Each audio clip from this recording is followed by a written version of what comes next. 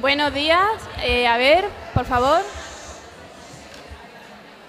Bueno, antes de nada voy a presentarme. ¿Se me oye bien?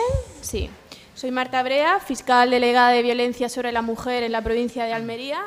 Dar las gracias a don Pablo Viciana por la amabilidad que ha tenido de contar conmigo para participar en esta jornada sobre el ciberacoso, los adolescentes y la violencia de género. Hoy nos acompaña mi compañero, don David Calvo López, que es el fiscal delegado de Delitos Informáticos, y doña Laura Ainhoa Márquez Galindo, que es la actual directora del Instituto de Medicina Legal. El ciberacoso no es sino otra cosa que una nueva forma de delincuencia. Decimos nueva forma de delincuencia puesto que no se cometen nuevos delitos con el ciberacoso, sino que es un nuevo medio a través del cual se cometen delitos ya existentes, como podían ser intimidaciones, vejaciones, amenazas, coacciones o incluso extorsiones. La realidad social nos indica que, como consecuencia de este ciberacoso y de la utilización de los nuevos medios, de las nuevas tecnologías, concretamente Internet y principalmente a través de las redes sociales y de las aplicaciones, que posteriormente nos hablarán los ponentes sobre ello, cada vez con mayor frecuencia se cometen este tipo de delitos, pero además esta realidad social también nos indica que el perfil, tanto de la persona acosador como de la persona acosada, del agresor y la víctima, suelen ser jóvenes. Por jóvenes podemos entender personas de edades comprendidas entre 14, 15 años e incluso llegan a superar la mayoría de edad, 18, rondan alrededor de los 18, 19, 20 años. Lo que no significa que tampoco este tipo de delitos no se den en personas adultas y de mayor edad. Sin embargo, la práctica habitual nos muestra que realmente este tipo de delitos se cometen por adolescentes. En materia de violencia de género, y partiendo de la base de que es necesario que exista o que haya existido una relación de pareja o una situación análoga a la de pareja de forma estable y a la del matrimonio o una relación de matrimonio entre el hombre y la mujer, está claro que siempre el agresor va a ser el hombre y la víctima va a ser la mujer.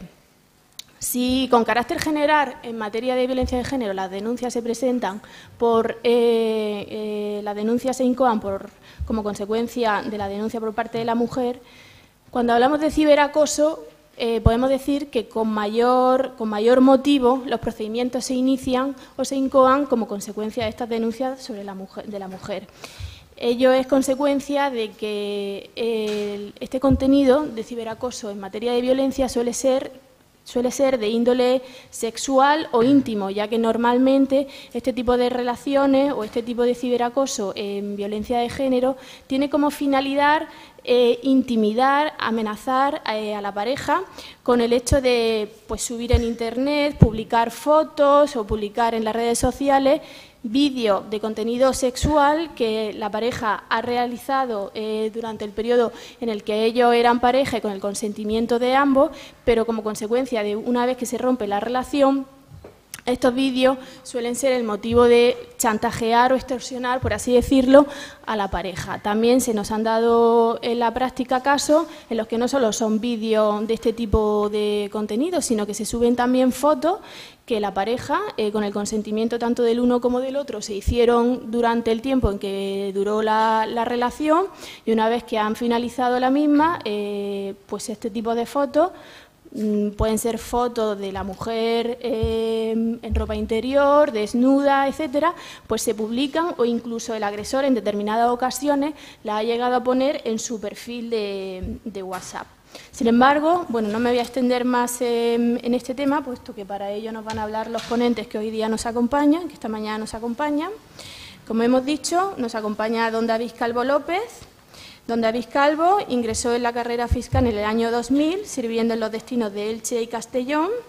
En marzo de 2005 tomó posesión como fiscal elegido, desempeñando funciones de fiscal coordinador de la adscripción permanente desde el mes de mayo de 2006, que tuvieron continuidad tras el nombramiento como fiscal decano en fecha 17 de marzo de 2009 hasta junio de 2011, fecha en que se incorporó a la plantilla de Almería Capital.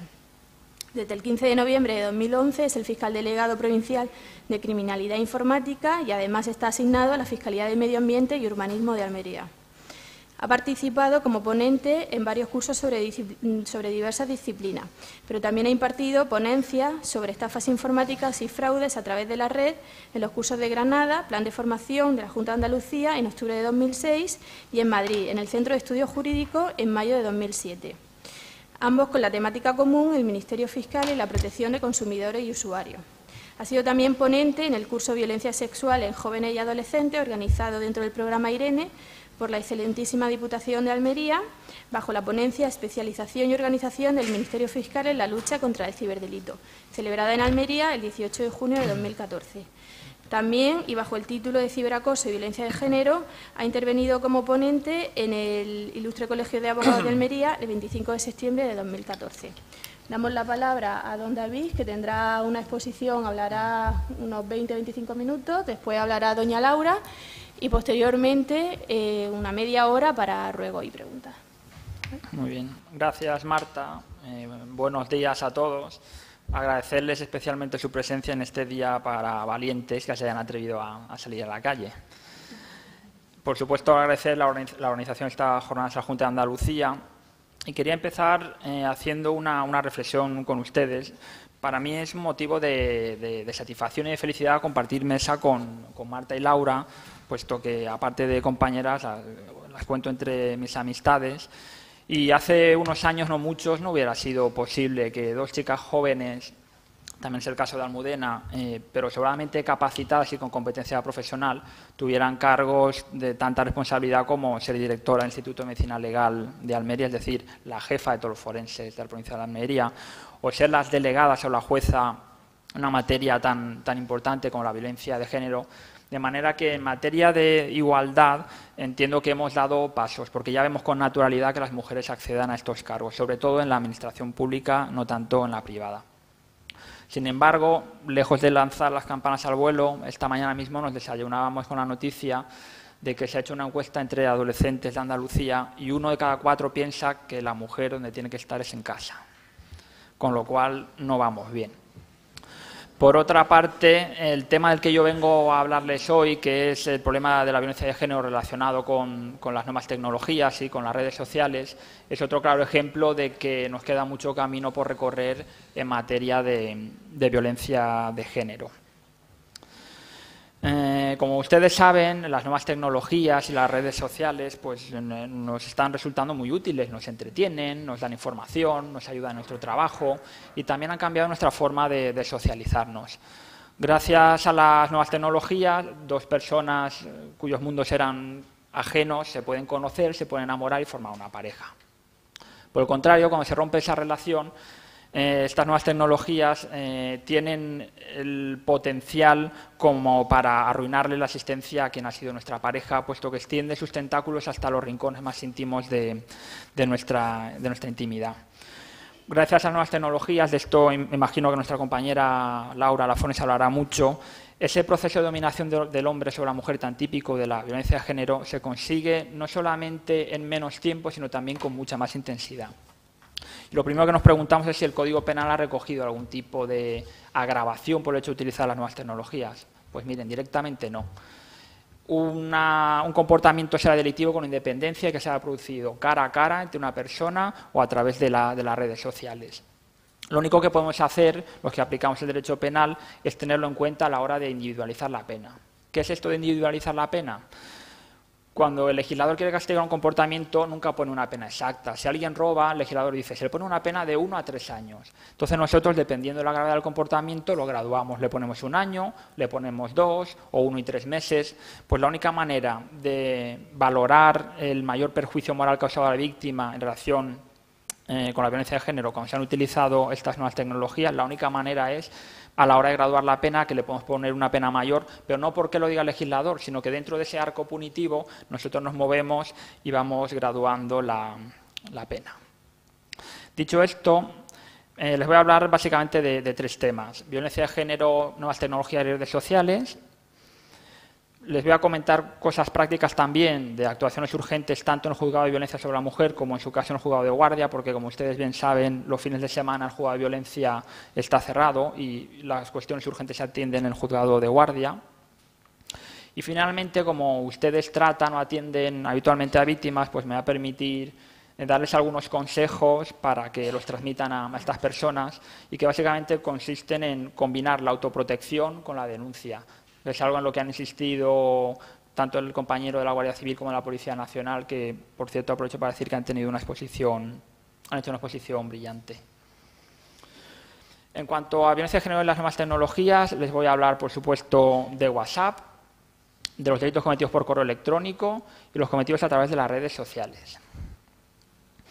Empezando por WhatsApp, no hace falta que se explique lo que es WhatsApp porque todos ustedes lo conocen sobradamente. Y antes de hablar de todo lo malo que tiene WhatsApp, también decirles que tiene cosas buenas, porque parece que estamos hablando solo de las cosas malas de las nuevas tecnologías. Para prevenir la violencia de género, yo entiendo que WhatsApp viene bastante bien. Cuando una pareja se ha separado, se ha divorciado, todo lo relativo a los pormenores de sus hijos o el pago de facturas de estos gastos extraordinarios, si se hablan cara a cara o se hablan por teléfono, parece que estos medios de comunicación como que calientan más los ánimos. En cambio, el WhatsApp es algo más frío, permite una comunicación muy rápida y, sobre todo, si alguien comete un insulto o una amenaza o se propasa, pues siempre vamos a tener una prueba, con lo cual es una ventaja. Dicho esto, en materia de violencia de género, WhatsApp da muchas facilidades para quien quiera someter a su expareja, tanto en lo que es dominación como en lo que es humillación. En materia de control o de dominación, hay muchos ejemplos. Decirle: no me gusta tu foto de perfil, no me gusta el estado que tienes de perfil, mándame una fotografía para que vea con quién estás, dale al botoncito de compartir ubicación para que yo vea exactamente el mapa donde te encuentras, etcétera, etcétera, etcétera. Sin duda, donde más daño se puede hacer también con WhatsApp, que aunque no es propiamente una red social, funciona como tal. En el momento en que tenemos una foto de perfil y sobre todo los grupos, que pueden ser de hasta 50 personas, el funcionamiento en definitiva es prácticamente el de una red social. Con lo cual las posibilidades de humillación son muy grandes y el ejemplo más claro es de lo que ya se ha hablado mucho esta mañana, con lo cual yo tampoco me voy a extender, el famoso sexting, que es la difusión de fotografías en que la pareja pues aparece desnuda o semidesnuda. Sobre todo a través del caso o a partir del caso más famoso de esta mujer, de Olvido Hormigos, que, como ya han contado, es que creo que no hace falta explicar quién es. O sea, estos casos tienen tal difusión que huelga que yo dé mayores explicaciones sobre quién es la misma. Pero precisamente cuando salió el caso de Olvido Hormigos, los que somos juristas, lo primero, o los que nos dedicamos al derecho penal, lo primero que decimos es: ¿esto dónde encaja en el Código Penal? Lo primero que nos preguntamos: ¿en los delitos contra la intimidad?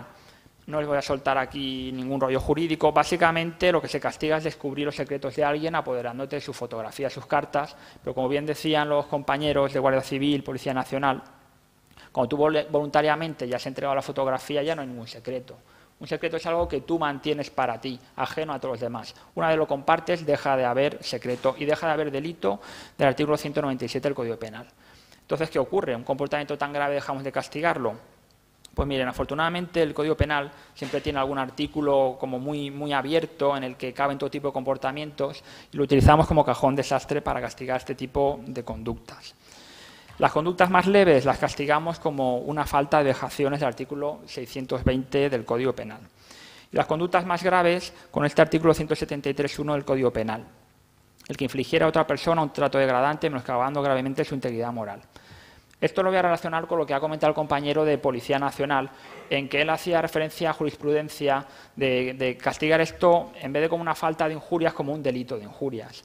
Pues miren, aquí los fiscales que llevamos la materia informática nos hemos reunido, hemos reflexionado y le vemos muchas ventajas al artículo 173 frente al delito de injurias. ¿Por qué? En primer lugar, el delito de injurias tiene una pena de multa. Aquí estamos hablando de una pena de prisión que normalmente se va a suspender la pena, pero siempre es una espada de Damocles para el agresor para que no reincida en comportamientos. Segunda ventaja, frente al delito de injurias, que hace falta una querella, es decir, que la víctima se persone con abogado y procurador, aquí bastaría simplemente con una simple denuncia. Y la tercera gran ventaja de este artículo frente al delito de injurias es que el delito de injurias, cuando hay perdón de la víctima, se extingue la responsabilidad penal. En cambio, el 173 es un delito público. Por mucho que perdone la víctima, los fiscales van a seguir adelante y los jueces van a condenar. Ya saben ustedes que tratan con el problema de la violencia doméstica, la facilidad que tienen muchas víctimas para perdonar incluso comportamientos muy graves, primero por los vínculos emocionales que tienen todavía con el agresor, por otra parte también piensan que si lo perdonan y ven que está siendo buena con él, va a dejar de molestarla. Y, en definitiva, lo que están olvidando es que luego ese hombre también puede ser pareja de otras mujeres y como no haya un reproche penal para su comportamiento y no escarmiente, pues esa mujer igual se libra del problema, pero le pasa a este caballero y sus comportamientos a la siguiente pareja que pueda tener. Finalmente, y tal y como ha apuntado el compañero, en el proyecto de reforma hay un artículo que va a regular específicamente el sexting, pero como ya lo ha tratado el agente de Policía Nacional, no me voy a extender mucho más. En cuanto al correo electrónico, básicamente comentarles que en tribunal lo que más estamos detectando es el robo de cuentas de correo electrónico y una vez te han robado la cuenta de correo electrónico es un arma para presionar a la mujer. Si no quedas conmigo para tomarte un café y para que hablemos y reanudemos nuestra pareja, no te vuelvo tu correo electrónico, todavía más. Como no vuelvas conmigo, me voy a dedicar haciéndome pasar por ti a mandarle correos electrónicos a todos tus amigos de contenido bastante desagradable y luego tú ya darás explicaciones de que no eras tú quien ha escrito esos correos electrónicos. ¿Cómo se roba una cuenta de correo electrónico? Pues mire, no es tan difícil. Si tienes conocimientos informáticos, puedes introducir un troyano a tu compañera y ver las claves. Pero ustedes muchas veces se habrán dado cuenta de que si han olvidado la contraseña o lo han metido mal, automáticamente les dice, ¿ha olvidado usted su contraseña? Y se inicia un protocolo para recuperar la contraseña. La palabra protocolo pone ya solo los pelos de punta, ya saben lo bien que funcionan. Y te hace una serie de preguntas que tú dejaste preconfiguradas cuando creaste la cuenta de correo electrónico. Preguntas del tipo el nombre de tu mascota, tu fecha de nacimiento, el nombre de tu padre. Tú sabes las respuestas, pero normalmente quien ha sido tu pareja también. Con lo cual las acierta, entra en tu cuenta, cambia la contraseña y te la ha robado. Por eso ustedes se habrán dado cuenta que ahora les están pidiendo en sus cuentas de correo electrónico también un número de teléfono. Esto tiene una finalidad de protegernos, de manera que cuando queramos utilizar este servicio de recuperación de cuenta, también nos mandarán al correo electrónico algún tipo de código y para que nos lo puedan quitar, esa persona tiene que tener también en su poder el teléfono. De manera que tómenselo en serio porque es una medida que nos puede proteger bastante. En cuanto a las redes sociales, hay muchas. Yo me voy a centrar, por razones de brevedad y prácticas, en las dos más comunes, Facebook y Twitter. Facebook ya saben que es básicamente una red social cerrada. En principio, solamente quienes hemos aceptado que sean nuestros amigos van a ver el contenido que colguemos. Y Twitter, por el contrario, es abierta, salvo que lo configuremos de otra manera, y cualquier persona que acceda a nuestro perfil va a poder ver el contenido que colguemos. En cuanto a Facebook, ya les he dicho que es seguramente la red social más conocida. Normalmente aceptamos a nuestros amigos y cuando tenemos una pareja, los amigos de mi pareja suelen ser mis amigos, con lo cual tiene un gran peligro, es un gran altavoz. Cualquier cosa que colguemos en Facebook, automáticamente se va a enterar no solo la víctima, sino también sus familiares, sus amigos, de manera que la imagen creo que es muy descriptiva, con Facebook se puede hacer un daño tremendo. ¿Qué tipo de comportamientos estamos encontrando con Facebook? Pues miren, algo se ha comentado aquí ya, la creación de perfiles falsos. Para perjudicar a mi pareja, cojo su nombre y sus apellidos, creo una cuenta de Facebook, pongo su fotografía, pongo sus datos personales, solicito amistad a todos los amigos comunes y luego digo que estoy interesada en mantener relaciones sexuales con todos ellos a cualquier hora del día, que llamen al teléfono 24 horas del día sin ningún tipo de problema. ¿Cómo tipificamos esto penalmente? En principio nos viene a lo fijar en la cabeza el artículo 401 del Código Penal, la usurpación de estado civil. Y ese artículo es tan sencillo como el que usurpar el estado civil de otro. Y el legislador se queda tan ancho. Ahora hay que interpretar qué es usurpar el estado civil. Y llega al Tribunal Supremo y es muy restrictivo. Dice que no basta con una suplantación puntual, que no basta con que uno utilice el nombre y apellidos de una persona en una ocasión. Hace falta que durante un tiempo determinado nos atribuyamos toda la personalidad de alguien, que intentemos usurpar no solo el propio estado civil, hacerte pasar por viudo de alguien para cobrar una pensión, cobrar sus deudas, es decir, una suplantación completa de identidad, con lo cual es muy difícil de aplicar ese artículo. Volvemos a las alternativas que les dije antes, comportamientos leves, una falta de injurias, comportamientos más graves, ese delito contra la integridad moral. Luego pasamos ya a Twitter, la apología. Le pongo aquí dos artículos por si los quieren ir leyendo, pero básicamente de Twitter les digo que hemos detectado dos tipos de comportamientos relacionados con la violencia de género. Uno de ellos digamos que sería que es reprochable moralmente, pero no es delito, y que son expresiones de mal gusto, machistas, pero que propiamente tienen encaje dentro de la libertad de expresión y que no son delictivas. Y luego aquellas otras, también les pondré enseguida un ejemplo, en que realmente se está incitando a cometer un asesinato de tu mujer o a pegarle a tu mujer, y se puede castigar bien por la vía de la apología o bien por la vía del artículo 510 del Código Penal. En común estos dos artículos tienen lo mismo, es decir, de una manera enaltecer el crimen de la violencia doméstica y a su autor, y sobre todo animar a los varones a que golpeen y maltraten a sus mujeres. Como ejemplo de comentario dentro de la libertad de expresión pero desafortunado, aquí tienen un tuit de un político en el que dijo que la mayor parte de las denuncias por violencia de género son falsas. Evidentemente está negando el problema de la violencia de género. Este tuit, como otros tantos de esta persona, levanta mucho revuelo. En su descarga hay que decir que a las pocas horas sacó otro tuit corrigiendo y pidiendo perdón porque decía que estaba mal informado y que realmente no era así. Es cierto que hay alguna denuncia falsa, no podemos negarlo, pero el porcentaje es absolutamente ridículo. Y que un político, con la difusión que tiene todo lo que dice, haga este tipo de comentarios, ya les digo que no encaja en el Código Penal, pero sí que entiendo que es bastante reprobable moralmente. Sin duda, lo que sí que encaja en el Código Penal es cuentas como esta que se llama Mueren Pocas. Si se fijan, en el centro de imagen hay una mujer golpeada y arrinconada, y luego fotografías de un futbolista, Rubén Castro, conocido no solo por su capacidad goleadora, sino también porque está inmerso en un proceso de violencia de género contra la que era su pareja. En esta cuenta se pueden leer comentarios, no sé si lo leen bien, se lo leo. Está disminuyendo la cifra de muertes por maltratos. No podemos permitir que esto siga ocurriendo. Lo mejor en esta vida es ese hombre que cuando su mujer me dice me duele la cabeza, le contesta cinturonazos. Fruto de la propia presión de los usuarios de Twitter, esta cuenta se cerró. A los pocos días salió otra que se llamaba Todavía mueren pocas. Y se podían ver también fotos de mujeres magulladas con comentarios del tipo algo haría, joder, algo harías. También ha sido cerrada esta segunda cuenta y para nuestra desgracia y por información que yo tengo no se ha podido descubrir la identidad de quien colgó, quien creó este perfil y ese tipo de comentarios. Pero entiendo que con los dos ejemplos se ve claramente la diferencia de lo que vemos que es delictivo y de lo que son simplemente comentarios desafortunados. En cuanto a las actuaciones en los juzgados de violencia sobre la mujer y juzgado de guardia, les voy a hablar las destinadas a proteger a la víctima y aquellas destinadas al aseguramiento de la prueba. Ambas son muy importantes. Las destinadas a proteger a la víctima, las más comunes, dependiendo de la gravedad del comportamiento, el ingreso en prisión y las medidas de alejamiento, es decir, prohibirle a una persona que ha utilizado Internet o redes sociales, comunicarse por cualquier medio, lo cual incluye también estas nuevas tecnologías. Pero yo les pregunto, ¿y si le prohibimos a alguien que utilice Internet? ¿A alguien que utiliza Internet para acosar y menospreciar a su víctima, se le puede prohibir el uso de Internet? Pues mire, en principio puede parecer una barbaridad, pero tenemos un artículo en el Código Penal, el 48, y tiene un su correlativo en medida cautelar, que impide al penado residir o acudir al lugar en que se haya cometido el delito falta. Cuando yo amenazo a mi mujer, el juez me puede decir, pues usted no puede ir al domicilio de su mujer, que es en la calle tal de Almería, tal número. Pero cuando en vez de una sede física es una sede virtual, ¿por qué no decirle a esa persona, usted no puede acudir a ese medio? Seguramente es desproporcionado a alguien impedirle utilizar Internet, porque, claro, le aísla social, profesionalmente en muchos ámbitos.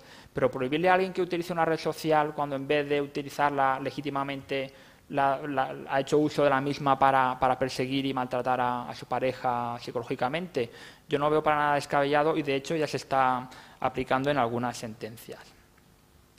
En la misma línea de la proporcionalidad es el comiso. ¿Qué es el comiso? En materia de, por ejemplo, de pornografía infantil lo tenemos muy claro. Persona que utiliza su ordenador para la difusión o tenencia de pornografía infantil, le quitamos el ordenador. Esa persona no tiene ordenador para trabajar, lo tiene para cometer delitos. Volvemos a lo mismo, proporcionalidad. Que alguien con su iPhone, con lo que vale un iPhone, mande un WhatsApp a su novia haciendo un comentario despectivo, seguramente es desproporcionado quitarle el iPhone. Pero para comportamientos más graves y reiterados, yo no veo para nada desproporcionado que esos medios tecnológicos, que en definitiva son instrumentos del delito, se le puedan quitar. Igual que a la persona que se le pilla robando, esa pata de cabra o esa cizalla se la quitamos porque eso no tiene para trabajar, lo está utilizando para violentar las puertas. Entonces, esto es lo mismo pero aplicado a otro tipo de delincuencia. En cuanto al aseguramiento de la prueba, es fundamental que se haga un cotejo por parte del secretario judicial vale cualquier otro tipo fedatario público. ¿Qué es esto del cotejo? Lo que tenemos en un correo electrónico, nuestro teléfono, en WhatsApp, hace falta ponerlo en un papel y que el secretario diga que concuerda lo que pone el teléfono con lo que pone el papel, porque no vas a llevar el teléfono al juicio para que lo vaya viendo todo el mundo. Se documenta y el secretario da fe y eso es lo que va a valer luego en el juicio. Ya les digo, también sirve un fedatario público, según la urgencia que uno tenga, pues se puede acudir también a... porque el testimonio, la fe pública del notario es tan válida a estos efectos como prueba como la del secretario judicial. Porque es muy importante llevar por escrito estas conversaciones. ¿Por qué? Porque en España tenemos dos tipos de procedimientos, los urgentes y los que se dilatan una barbaridad en el tiempo.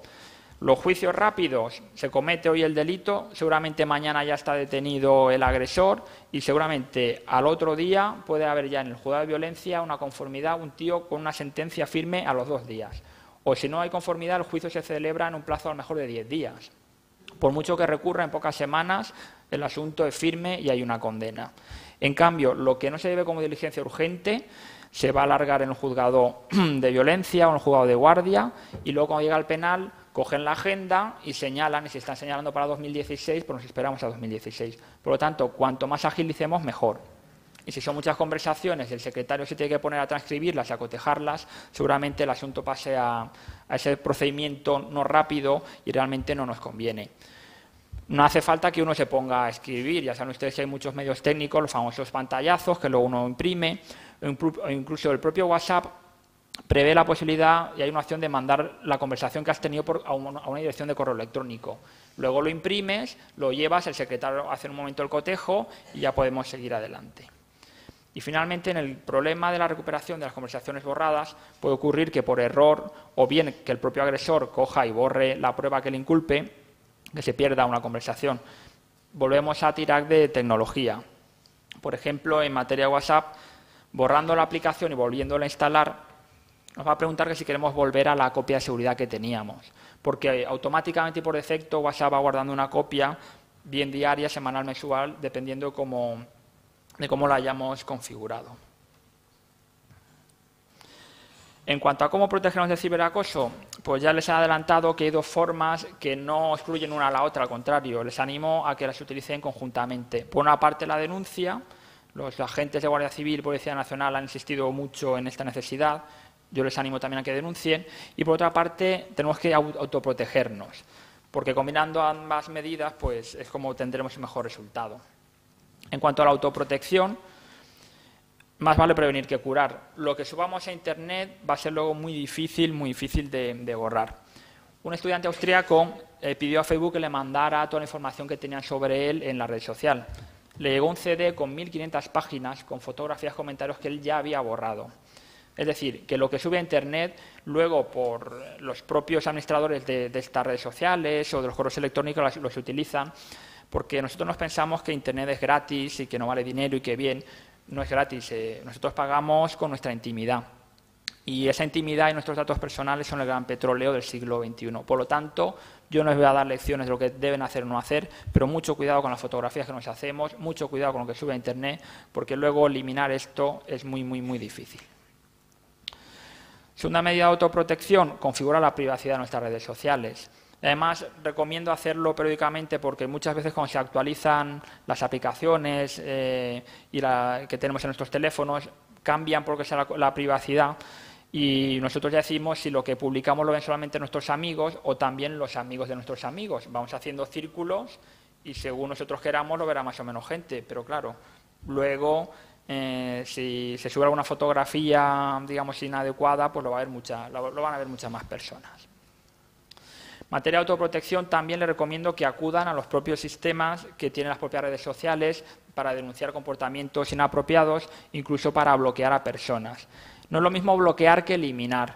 Si alguien nos está molestando y lo eliminamos, pues ya no es nuestro amigo, pero si tenemos amigos comunes, a través de ahí se va a poder comunicar con nosotros o va a poder lo que nosotros escribamos. En cambio, con el bloqueo desaparece, es decir, ni tú vas a poder ver nada de la persona bloqueada, ni la persona bloqueada va a poder ver nada de lo que tú hayas escrito. Y esto realmente te da mucha paz y mucha tranquilidad saber que cuando estás disfrutando de la red social, que esa persona que te está molestando no va a poder ver lo que tú publicas. Y finalmente, ya les digo, denuncien. Ya saben ustedes que hay posibilidad de denunciar bien en comisaría de Policía Nacional o Guardia Civil, se puede denunciar en Fiscalía o en el juzgado. Yo les recomiendo que denuncien directamente ante las brigadas de delitos tecnológicos, no por quitarme trabajo, no se trata de eso. Si se denuncia en el juzgado, bueno, lo pueden pensar también, no, tampoco va. Sobre todo por razones prácticas. A mí el asunto me acabará llegando igualmente. Si se denuncia en el juzgado, por ejemplo, el asunto va a ir a decanato. Decanato se repartirá pasados unos días en juzgado. El juez lo verá cuando lo pueda ver. El juez a lo mejor no tiene ni idea de estos asuntos y se lo manda para informe al fiscal, que igual tampoco tiene ni idea del asunto y dice, ¿y por qué no lo mandamos a la Guardia Civil que nos haga un atestado y que empiecen? Mientras tanto está pasando el tiempo. Si han escuchado, han atendido bien los agentes. Para investigar estos delitos hace falta que hagamos una serie de oficios para saber quién es el abonado que ha hecho de una determinada conexión a través de la cual se ha cometido el delito. Pues bien, las operadoras de telecomunicaciones tienen obligación de conservar esos datos solamente 12 meses. Si intentamos después de 12 meses preguntarle a Telefónica que nos diga quién es el abonado tal, que ese día se conectó a Internet y hizo un comentario en Facebook, nos va a decir que no nos lo da porque ya no lo ha conservado. Si denunciamos en Guardia Civil, Policía Nacional, directamente van a empezar a trabajar incluso en aquello que no necesiten autorización judicial y digamos que incluso al juzgado le van a dar ya un poco el trabajo hecho, le van a decir qué oficios hay que pedir y entiendo que es lo más ágil y seguramente estas personas que son los que realmente llevan la investigación, porque son los que tienen más conocimientos telemáticos, son las más apropiadas para recoger esa denuncia y orientarles desde un primer momento. Y nada más. Gracias. Muchas gracias.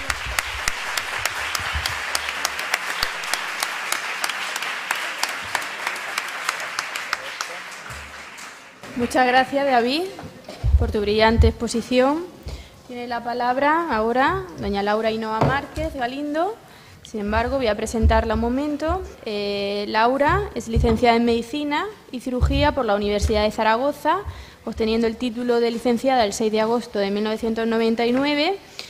Asimismo, es especialista en Medicina Familiar y Comunitaria, formada en la Unidad Docente Segunda del Hospital Clínico Universitario de Zaragoza entre los años 2000 y 2003, obteniendo por ello el título correspondiente. Posee igualmente el certificado de docencia y diploma de estudios avanzados, DEA, obtenido en el área de toxicología del Departamento de Anatomía Patológica, Medicina Legal y Forense y Toxicología de la Facultad de Medicina de la Universidad de Zaragoza en los años académicos 2000, 2001 y 2001-2002, con la calificación de notable y sobresaliente respectivamente. Ha elaborado también el proyecto de tesis aprobado por el Departamento de Ciencias Sanitarias y Médicos Sociales de la Facultad de Medicina de la Universidad de Alcalá de Henares. En materia de comunicaciones científicas, ha intervenido hasta en 12 congresos, el último de ellos celebrado en La Habana bajo el título Intoxicaciones por setas en un servicio de urgencias en septiembre de 2004.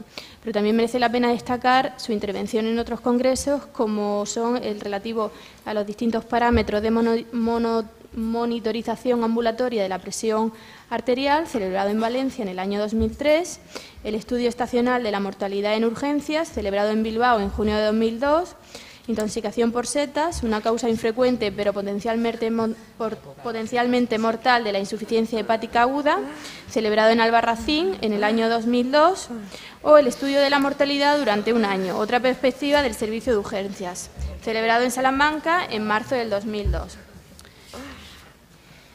Es funcionario de la carrera del Cuerpo Nacional de Médicos Forenses, obteniendo el título de forense por el Ministerio de Justicia el 27 de abril del 2005.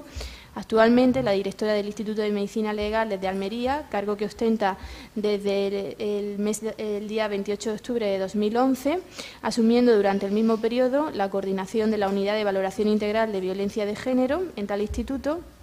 Asimismo, ha sido forense del Partido Judicial de Ejido desde el día 31 de mayo de 2005 hasta el 27 de octubre de 2011, fecha en que tomó posesión en el Partido Judicial de Almería.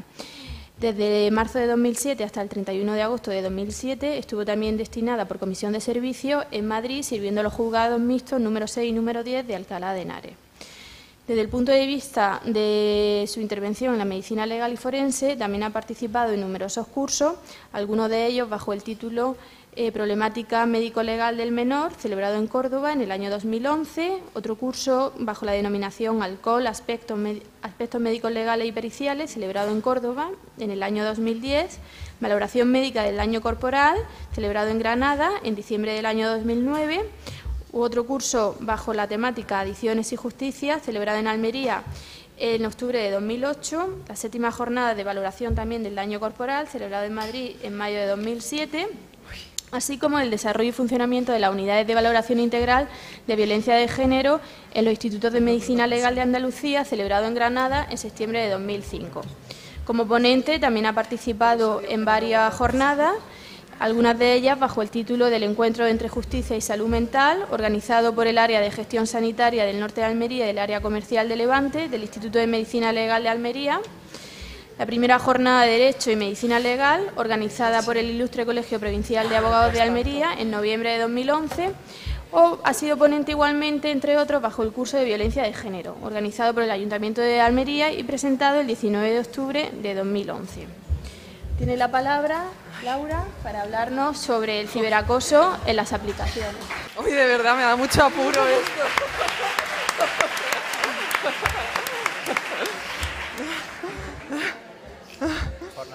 Bueno, casi que lo siento por algo tan largo.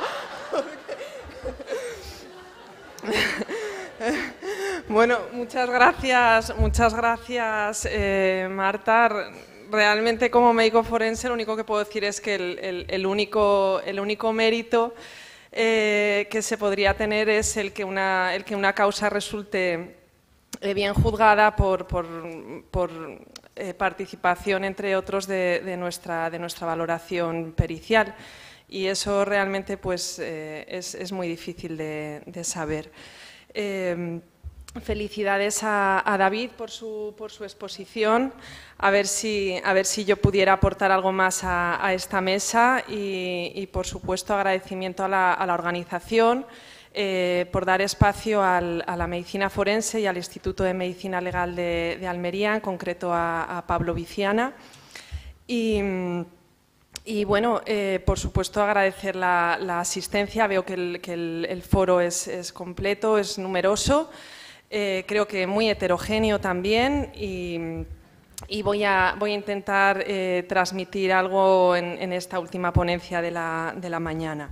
Me corresponde en concreto hablar sobre la violencia de género en las aplicaciones informáticas dentro de esta mesa de ciberacoso en las y los adolescentes.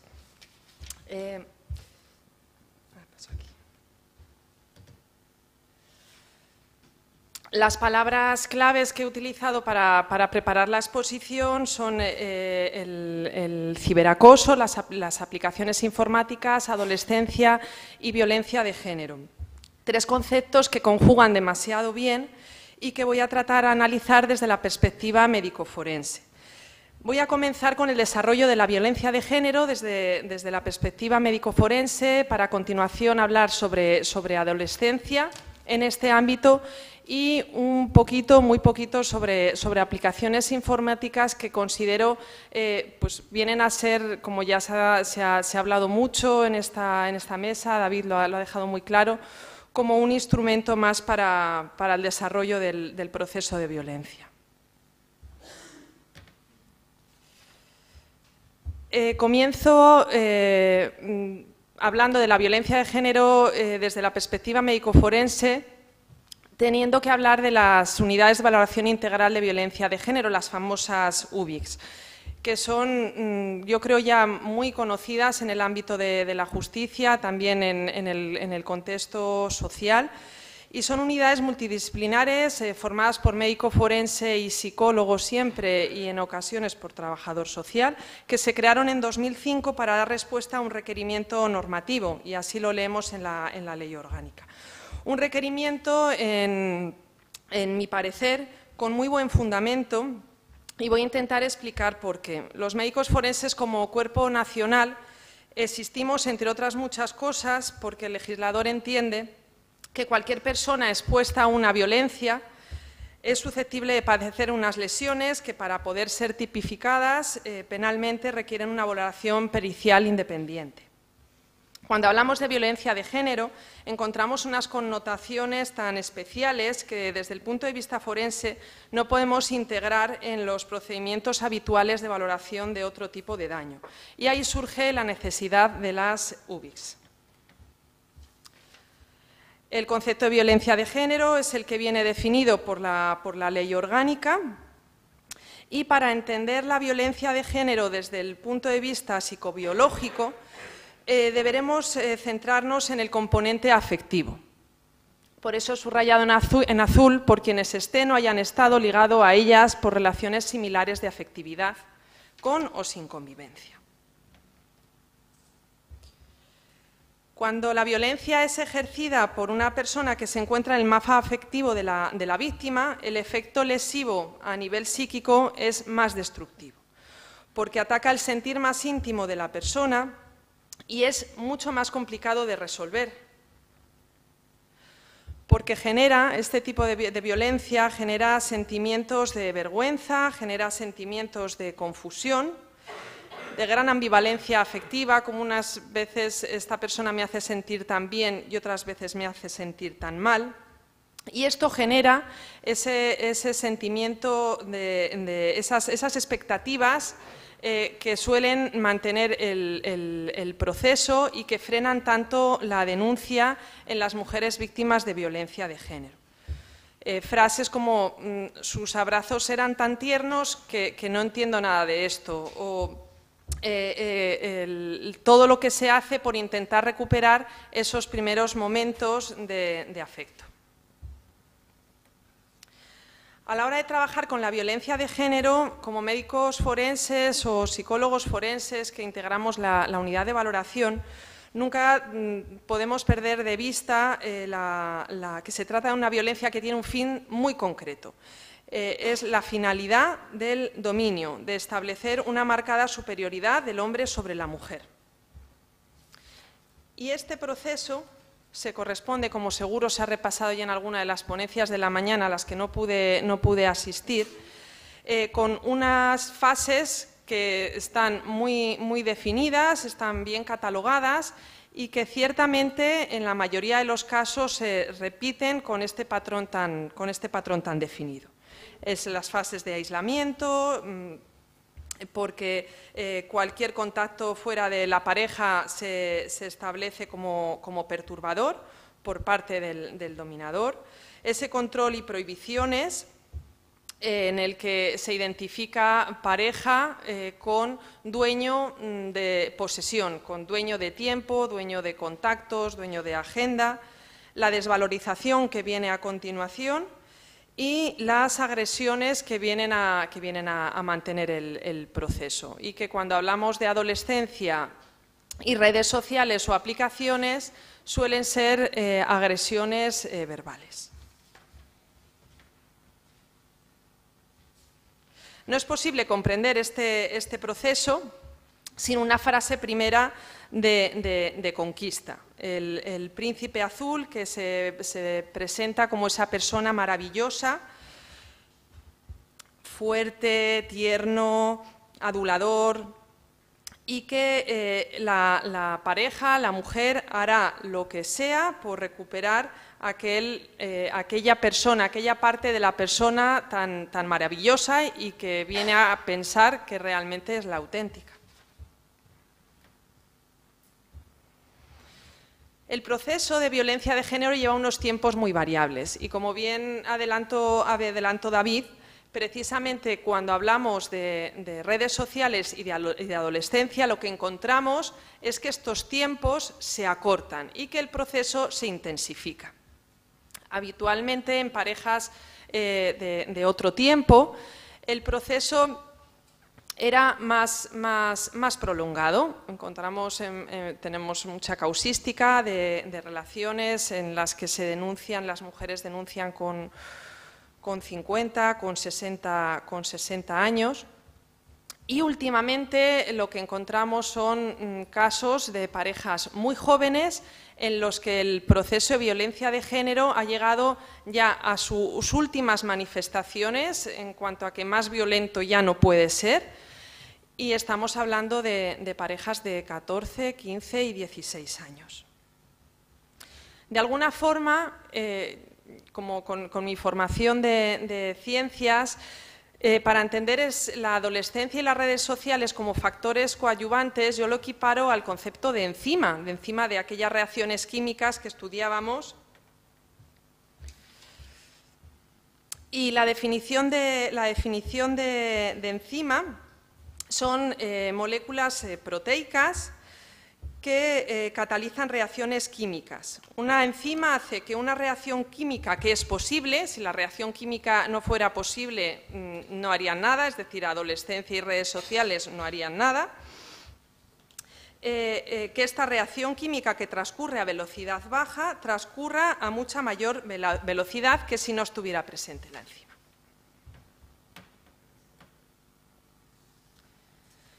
Los últimos datos, esa misma encuesta ese mismo estudio del que habló David con el 25%, ¿verdad?, de los hombres, son datos que publicaron ayer y que son datos recogidos por el Instituto Andaluz de la Mujer a nivel de la Comunidad Autónoma de Andalucía. Junto con este dato también se publicó que la violencia de género entre adolescentes ha aumentado en el último año en Andalucía un 33%. Se trata de un dato alarmante, realmente muy alarmante, porque encontramos víctimas cada vez más jóvenes, precisamente en esa generación que ha crecido prácticamente a la par que las campañas de concienciación y de divulgación de la violencia de género. De acuerdo que existen elementos en el tiempo de la adolescencia que pudieran favorecer estas relaciones, el amor platónico, la rebeldía, elegir a la pareja que nunca elegirían mis padres, la inseguridad, la violencia, la inocencia. Pero esto siempre ha existido, entonces la pregunta que hay que contestar es ¿por qué esto está ocurriendo? ¿Por qué conforme nuestros jóvenes que han crecido en esas campañas de concienciación, hablando ya en los colegios, en edades muy tempranas sobre violencia de género, por qué estamos encontrando esta causística? Y bueno, yo puedo aportar mi reflexión particular, y es que creo que estamos faltos de educación emocional desde la infancia. Creo que trabajar la estructura emocional de los niños, tanto de niños como de niñas desde la tierna infancia, ayudar a reconocer las emociones, el por qué se producen las emociones, porque a veces deseo lo que me hace daño y esto intentar resolverlo desde el principio, creo que es el mejor escudo para proteger a las nuevas generaciones frente a la violencia de género. Creo que sería una medida muy interesante a tomar de forma paralela a las campañas de concienciación, porque lo que está visto es que la divulgación y la concienciación en concepto de violencia de género no está ayudando por sí solo, aunque por supuesto que es una herramienta.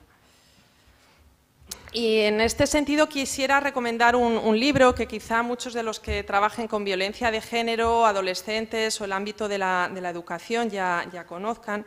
Yo lo he leído hace muy poquito tiempo, me lo regalaron en mi último cumpleaños, y es La princesa que creía en los cuentos de hadas.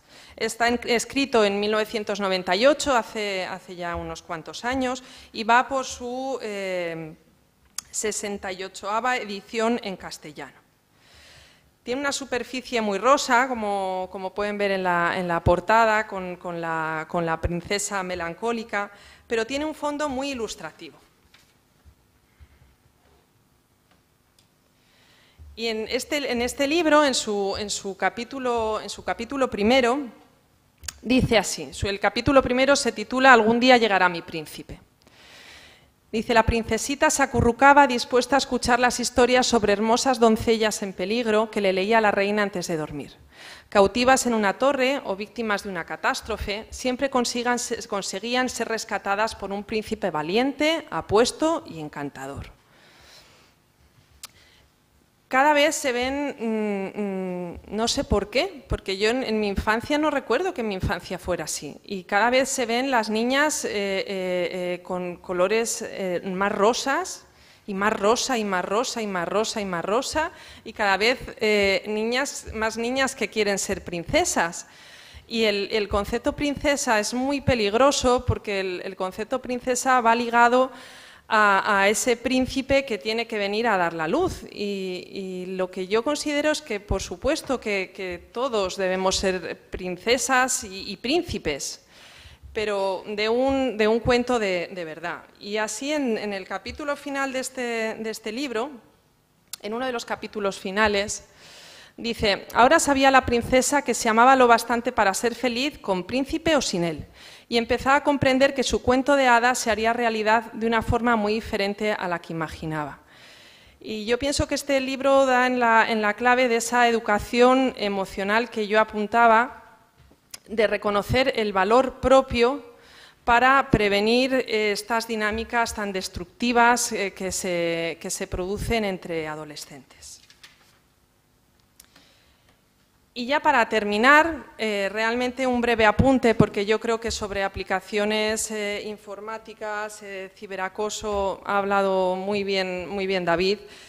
Y solamente decir que efectivamente, que nosotros también en nuestros reconocimientos vemos que estas aplicaciones pueden ser un arma de control muy grande, se ejerce un control tremendo a través del WhatsApp por esa inmediatez que tiene, precisamente porque sus inconvenientes coinciden con sus beneficios. Todo depende, evidentemente, del uso que se le dé. Al mismo tiempo que es un peligro, WhatsApp, al mismo tiempo, cuando el delito ya está cometido, es cierto que se puede convertir en un medio de prueba importante, que a nosotros en nuestra valoración también nos es muy significativo. Ya últimamente son bastantes los casos que nos llegan con esas conversaciones de WhatsApp ya con los pantallazos hechos y perfectamente identificables las conversaciones que se han mantenido. En la pantalla lo que pueden ver son dos casos que son completamente distintos. Tenía que haber puesto alguna barra para no darle continuidad. Digamos que hay una columna a la izquierda y una columna a la derecha para poder entender. En el primer caso, en el de la izquierda, lo que venimos a identificar es una relación con una falta de respeto completo, bidireccional, que leyendo otros WhatsApp pues se ve que tanto puede comenzar por un miembro de la pareja como puede comenzar por el otro, y que realmente empieza a ser algo preocupante por frecuente entre adolescentes el uso de insultos como trato habitual o como algo que no tiene importancia, como algo que se dice y luego sin pedir ningún tipo de excusa se perdona, se normaliza, por así decirlo, y entonces vemos ese que haces, ¿no? Pidiendo fotos de situación que no son contestadas ni por uno ni por otro, por tanto un descalificativo, un insulto mutuo, nos vemos, vale. Y por supuesto, relaciones que tienen una perspectiva de futuro malísima en cuanto a esa falta de respeto sobre la que nada sólido puede construirse.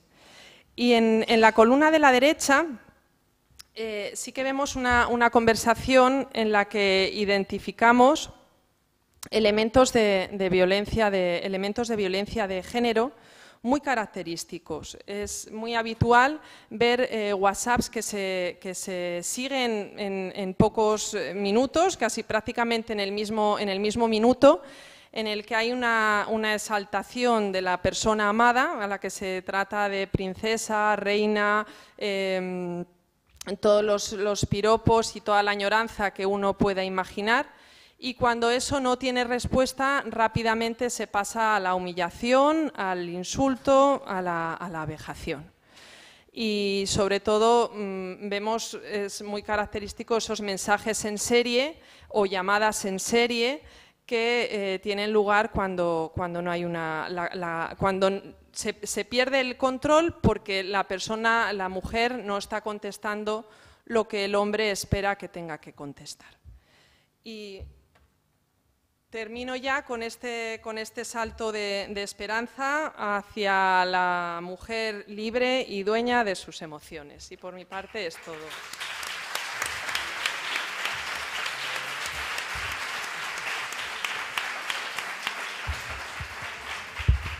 Muchas gracias, Laura, también a ti por tu brillante exposición.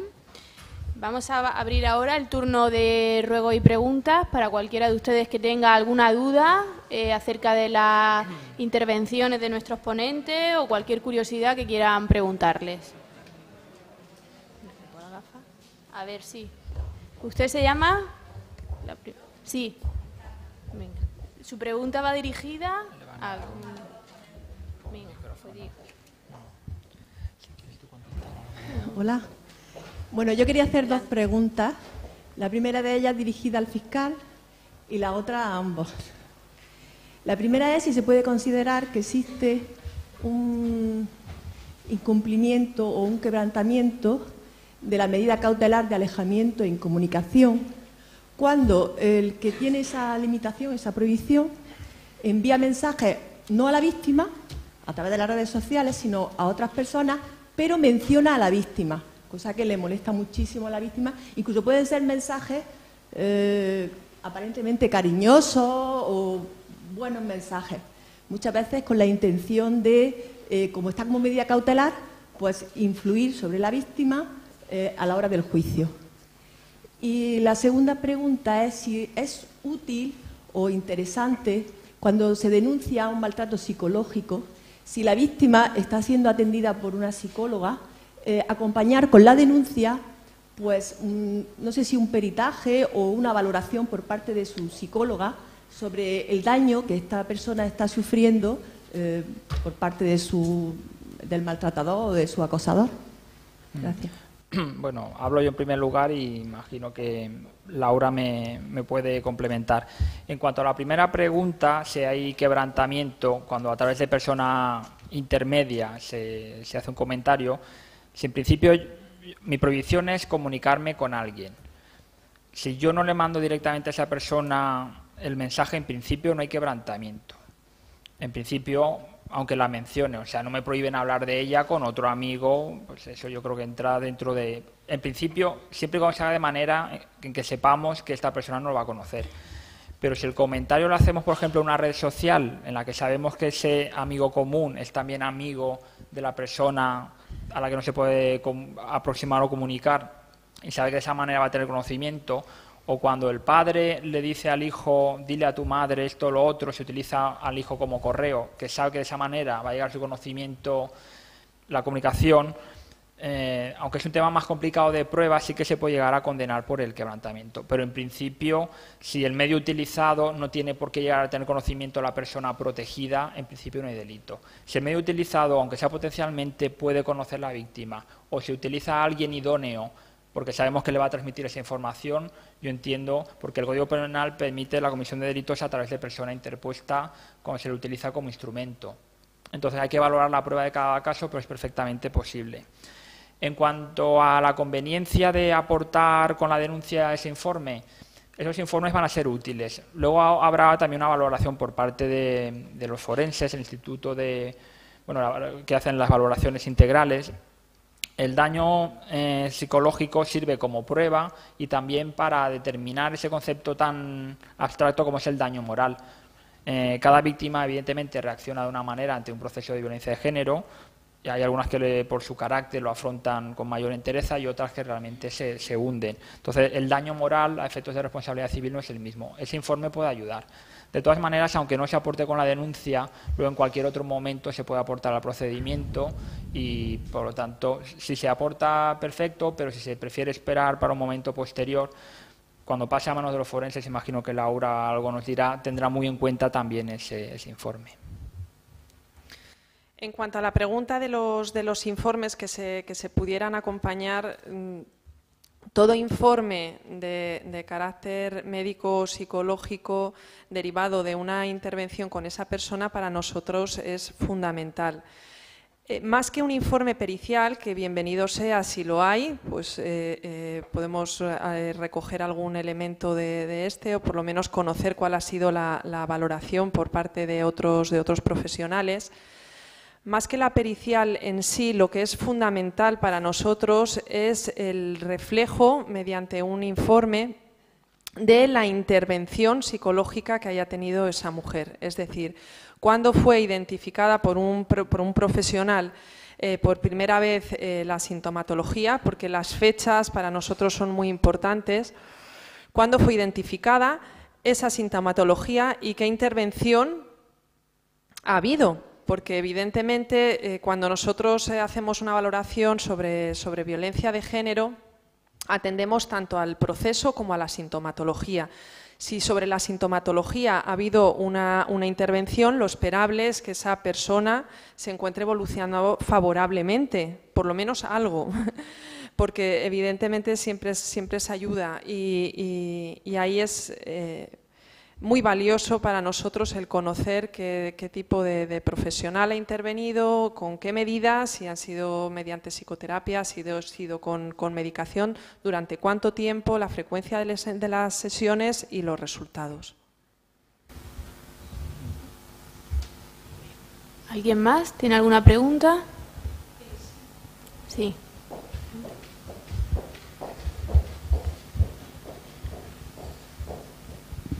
Hola, bueno, mira, una pregunta muy concreta para David. Ahora resulta que para los quebrantamientos, pues con el WhatsApp generalmente no se está utilizando un mensaje directo a la persona, porque si no incurriría en el quebrantamiento. Ahora la moda es ponerlo en el perfil, en el estado. Entonces, ¿eso se puede considerar un quebrantamiento o incluso también lo utilizan como amenaza sin que haya quebrantamiento, pero dirigido sutilmente a una persona? Claro, que no te has dirigido directamente a ella y es como si dijéramos un aviso a navegantes. Directamente no va dirigido a la persona, no la has llamado, no le has mandado el mensaje a ella, pero sí has dejado constancia de ello. ¿Se puede considerar quebrantamiento? ¿O amenaza? ¿Hay alguna frase explícita, amenazante o...? Sí, hombre, generalmente se hace en términos, o vamos a suponer que sí, que la pusiera, no le quiero hablar de ningún caso concreto, que la pusiera, pues, por ejemplo, te espero en tal sitio y le llama, pues, como solamente se sabe que es ella. ¿Se puede considerar que hay un quebrantamiento? Aquí entramos en el complicado mundo de la prueba. Por poderse complicar se puede considerar quebrantamiento. Lo único es que yo entiendo que es muy difícil que eso prospere. Muy difícil, porque al fin y al cabo tenemos presunción de inocencia y en caso de duda el juez tiene que absolver. Entonces los comportamientos que sean equívocos, pues seguramente hay base para hacer una acusación, para llevarlo a juicio, que cada una de las partes den su punto de vista, pero seguramente el juez, como parte imparcial o como persona que tiene que resolver, en esas situaciones tan dudosas en que no hay una comunicación directa, es bastante indirecta, porque esa persona no tiene por qué ponerse a mirar la fotografía de WhatsApp. Es decir, que ni siquiera es algo hipotético que pueda ocurrir.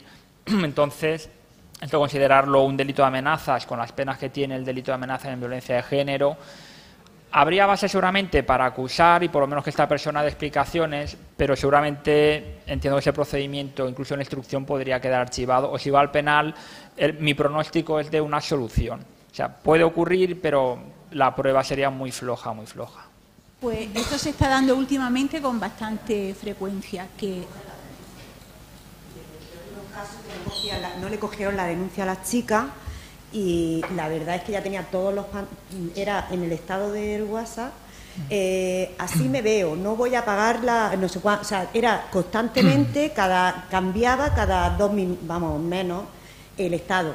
Y ella lo que refería era que no le quisieron coger la denuncia precisamente por eso, porque iba a ser muy difícil luego probar, tal. Entonces yo pienso también que hay veces que desde la Fuerza y Cuerpo de Seguridad se está vetando esa posibilidad de que luego se haga un buen trabajo por parte de la Administración de Justicia. Es decir, bueno, ha pasado, en lo que me comenta sobre de recoger o no denuncias, bueno, aquí tenemos a un representante. A mí esto me llena de asombro. En principio, cuando una persona pone de manifiesto ese tipo de comportamiento, hay que recoger esa denuncia, se manda al juzgado, en el juzgado se valora si es delictivo o no. El caso que usted me cuenta es más significativo. Claro, no es lo mismo una sola fotografía, una sola frase de Estado, que 10 frases de Estado en muy poco tiempo, porque ya va sumando, ya son pequeños indicios, pequeñas pruebas de que aquí hay algo más que alguien que ha puesto libremente un Estado en su WhatsApp.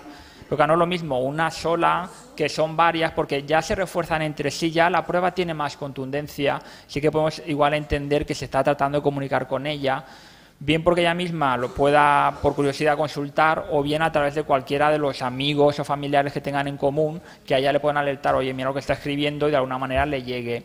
Pero volvemos eso al problema de la prueba, y ya le digo, no es lo mismo una foto o un comentario que 10 y en poco tiempo, porque entonces ya vemos otra intención que no es la de ejercer su libertad de expresión, sino la de amenazar a alguien. Es decir, que hay que ir caso por caso, y hablar en general pues es difícil. ¿Alguna otra pregunta?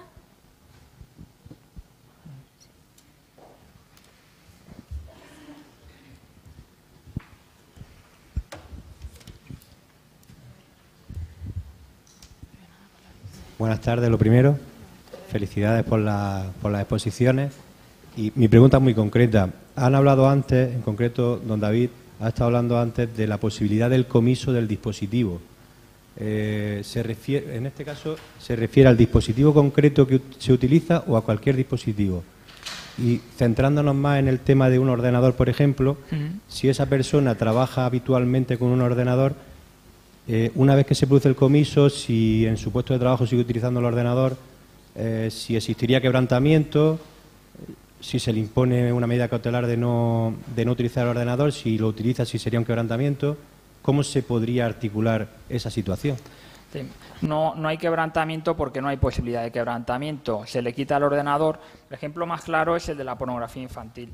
Se hace la entrada y registro y seguramente pues la Fuerza de Cuerpo de Seguridad, aquí tenemos un compañero que sin duda lo podrá explicar con más precisión que yo, se llevarán el ordenador, los discos duros, los CDs, y esto digamos que se lo llevan primero para hacer un estudio del contenido de esos medios tecnológicos, y luego los fiscales estamos pidiendo, y se está acordando en sentencia, el comiso, porque son instrumentos del delito, es decir, que a esa persona se le quita el ordenador y seguramente ya no lo vuelve a ver nunca más. Pero solo en relación con ese ordenador en concreto, ¿verdad? Claro. Hombre, si por la investigación telemática hemos visto que las conexiones hacia desde su casa, pues él quitará el ordenador de su casa, no el de su trabajo, ni le vas a prohibir utilizar otros ordenadores, pero que en concreto haya estado utilizando para cometer un delito, siempre y cuando sea de cierta gravedad, porque claro, tiene que haber una proporción, un ordenador vale mucho dinero y hay que distinguir los comportamientos graves de los que no lo son. Pero se iría en concreto al medio utilizado, igual que en el caso del robo, pues si a alguien lo pillan forzando una puerta, le quitarán esa pata de cabra, esa cizalla, pero no van a quitarle todas las herramientas que ese hombre tenga, aunque potencialmente también se puedan utilizar para cometer ese tipo de delitos. ¿Quién más? ¿Por ahí alguna otra pregunta?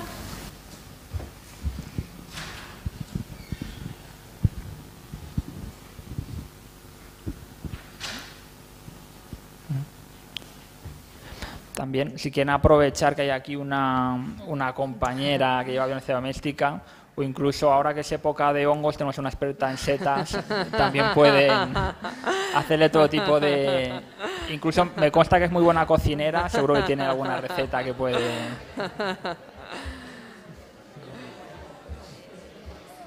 Bueno, pues en vista de que no hay, parece más preguntas, damos por concluida la jornada. Muchas gracias. Gracias.